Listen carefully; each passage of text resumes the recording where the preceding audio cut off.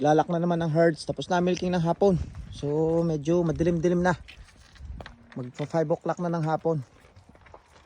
Ayan, lalak natin yung herds.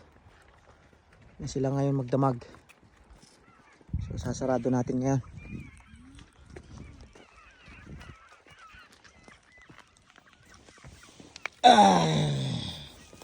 So kailangan to nakahook sa butt latch.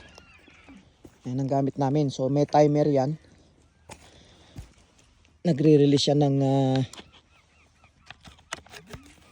2 o'clock ng madaling araw. So ang baka pag nakatayo na dyan at alam nilang bukas na yung gate, lalakad na sila. So lalagyan natin ng power. Yan. So may power na yan.